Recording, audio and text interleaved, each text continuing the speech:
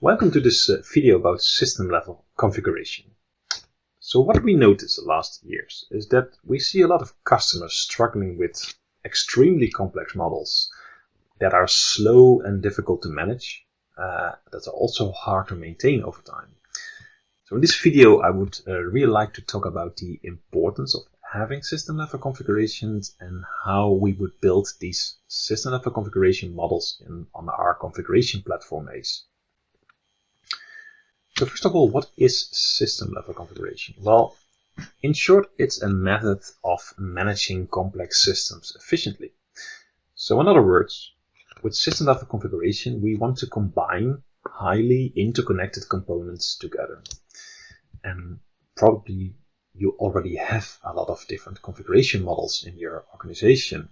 So with system level configuration, we actually define how these components interact together. We can also say that system level configuration is focused on the entire system, or from a user perspective, on the solution, the complete solution. So one of the examples you see here is, for example, a wind turbine park. So the wind turbine itself, the model itself, is actually already a model on itself with multiple submodels. And what we do with system level configuration, we will add another model on the top of this wind turbine. For example, we can call this model a wind turbine park.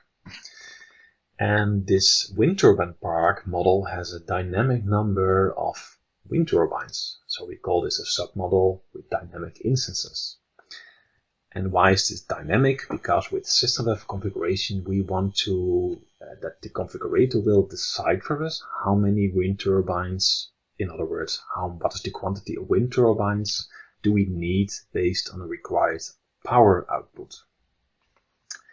Of course, we can think of other examples like a data center with a lot of servers, this is actually my example in Ace, or for example, a production line like a bottle filling machine. So then the question, why do we need system level configuration? Well, first of all, it's not a surprise that we have to deal with more and more complex products these days. They're full of a lot of things like sensors and software. So when changing something in one model, you also have to make sure another model in the same system is also updated. We can also think of other reasons, of course. What we also see is that we want to have more frequent updates to our machine. Because our technology is developed more quickly than ever. But also we have more sensors in our system to monitor the systems. And we now get triggers from the system if we have to replace or maintain something. And there's also a demand for real-time adjustments of machines. So in the model I want to show you as an example is actually the server room. And the server room, of course, consists of the room itself. And the server room consists of different rack systems. And in these rack systems are different card cages. And these card cages can exist different cards like a processor card, memory cards, you name it. So this is an example of a system I would like to show you in Ace. So in Ace, we already have our submodels in one folder.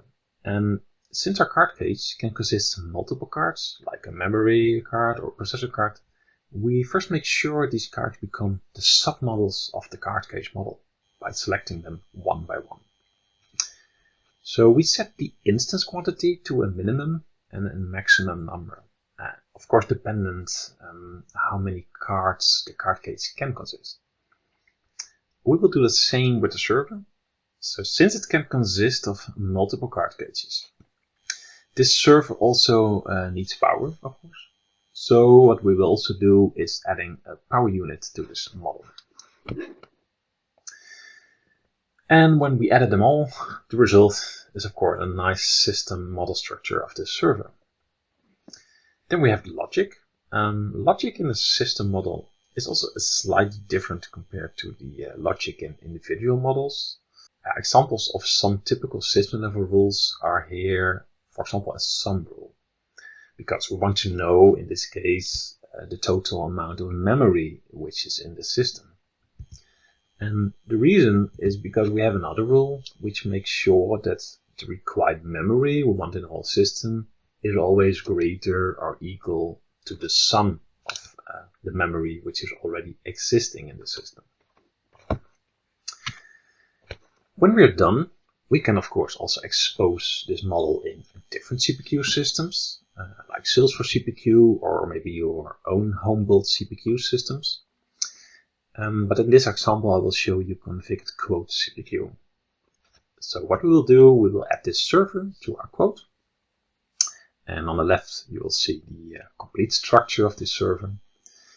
And the user is now able, if he wants, of course, to configure all individual components one by one. But if he sticks to the more high level, the system level configuration model will make sure that the submodels are configured properly. So here in this example, if we want to have a total amount of 128 gigabytes of memory, and since we can have a maximum memory of 32 gigabytes in one memory card, system level configuration makes sure here that it will increase the number of instances of this memory model. And in this case, it will be increased to a quantity of 4 in order to meet this requirement of 128 gigabytes. So since system level configuration combines the various individual components, we can also keep pricing them individually. So with more and more complex models, we at Configit of course fully understand that keeping overview in this complexity is more important than ever. So we continuously keep developing new UIs for our customers, so to deal with this complexity. And for system level configuration, we developed this unique way of configuring a system. So what you see here is an example of, for example, configuring a bottle filling machine in a total other UI than what you've seen before. This was the video. Thank you for watching. And if you want to know more about this topic, please have a look to our website. And of course, feel free to contact us for any questions.